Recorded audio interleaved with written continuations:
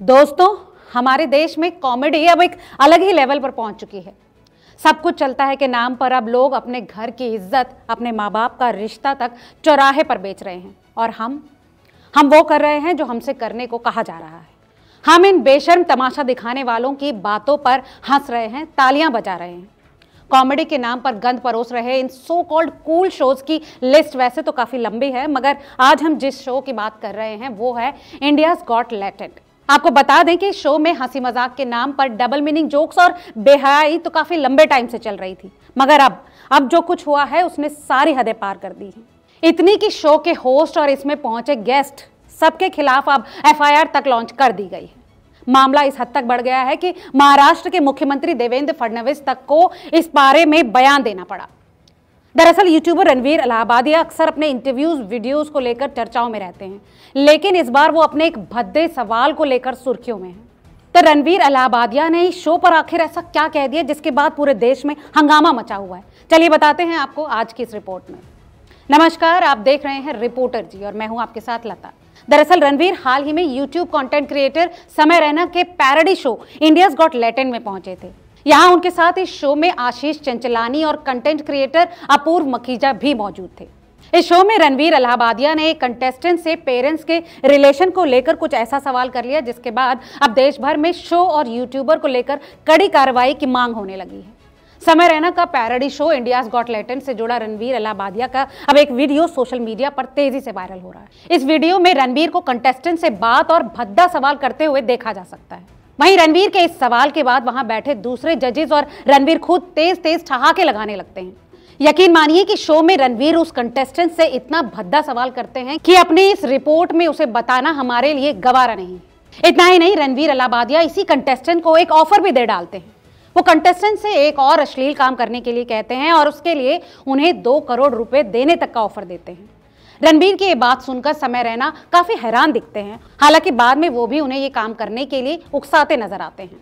अब इस शो के एयर होते ही हर किसी के निशाने पर इस शो के होस्ट और बाकी के गेस्ट आ चुके हैं, क्योंकि वाकई उस शो में जो कुछ उस दिन कहा गया और सुना गया, वहां बैठे तमाम लोगों ने जिस तरह से उस पर रिएक्ट किया, हर कुछ आज सवालों के कटघरे में है। अब मामला इतना बढ़ चुका है कि इन यूट्यूबर्स पर एफआईआर तक करने की मांग उठ रही है।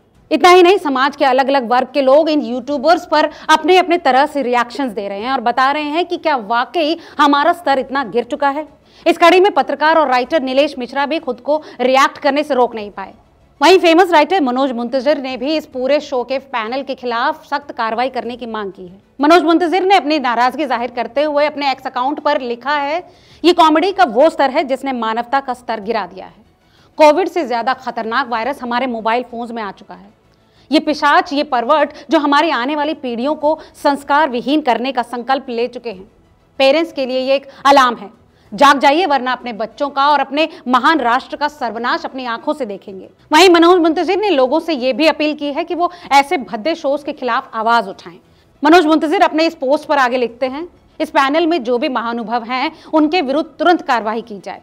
आप लोग सिर्फ ये पोस्ट पढ़कर रुकेगा नहीं, आवाज नहीं उठाई तो अपने पतन के जिम्मेदार आप खुद होंगे। वहीं शो को देख गुस्साए नीलेश मिश्रा ने अपने पोस्ट में लिखा है कि इन भ्रष्ट क्रिएटर्स से मिलिए जो हमारे देश की रचनात्मक अर्थव्यवस्था को आकार दे रहे हैं। मुझे यकीन है कि सभी के लाखों चाहने वाले होंगे। इस कंटेंट को अडल्ट कंटेंट के तौर पर डिजाइन नहीं किया गया है। अगर एल्गोरिदम बच्चे को वहां ले जाता है तो इसे बच्चा भी आसानी से देख सकता है। क्रिएटर्स और प्लेटफॉर्म में जिम्मेदारी की कोई भावना नहीं है। नीलेश अपनी पोस्ट में आगे लिखते हैं, मैं इस बात से बिल्कुल भी सरप्राइज नहीं हूं कि डेस्क पर मौजूद 4 लोगों और दर्शकों में से कई लोगों ने इसका जश्न मनाया और खूब हंसे। आपने, दर्शकों ने इसे और इन जैसे लोगों को सामान्य बनाया और जश्न बनाया। भारत में प्लेटफॉर्म और दर्शकों द्वारा शालीनता को बढ़ावा नहीं दिया जाता है और मेकर्स ऑडियंस तक पहुंचने के लिए और रेवेन्यू के लिए नीचे और नीचे गिर रहे हैं। साधारण मूर्खतापूर्ण असंवेदनशील शब्द केवल उबाऊ मूर्ख लोगों के लिए है। ये क्रिएटर्स फ्रीडम ऑफ एक्सप्रेशन के नाम पर कुछ भी कह सकते हैं और बच सकते हैं।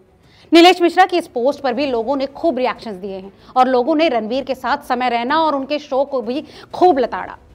अब इस मामले को आगे बढ़ता देख महाराष्ट्र के सीएम देवेंद्र फडणवीस का भी बयान सामने आया है। सीएम साहब ने इस मामले में कहा कि उनकी सरकार अश्लीलता वाले कंटेंट पर एक्शन के लिए कमर कस चुकी है। जल्दी ही ऐसे लोगों के खिलाफ कार्रवाई होगी जो फ्रीडम ऑफ एक्सप्रेशन की आड़ में दूसरों की फ्रीडम को नुकसान पहुंचा रहे हैं। अब इस मामले में लेटेस्ट अपडेट के मुताबिक रणवीर इलाहाबादिया ने इस मामले पर माफी मांगी है। उनका ये कहना है कि उनका कतई मकसद नहीं था कि वो इस तरह का असामाजिक कंटेंट दें, मगर उन्होंने वहां जो किया वो अनजाने में किया। खैर, रणवीर इलाहाबादिया ने तो अपने किए की माफी मांग ली, लेकिन इस बात से एक बात तो जगजाहिर हो गई कि वाकई अपने शो पर अच्छी अच्छी बातें करने वाले रणवीर के मन में क्या है। इस मामले में आपकी क्या राय है, हमें कमेंट करके जरूर बताएं और ऐसी तमाम और अपडेट्स के लिए जुड़े रहिए रिपोर्टर जी के साथ। बहुत बहुत शुक्रिया।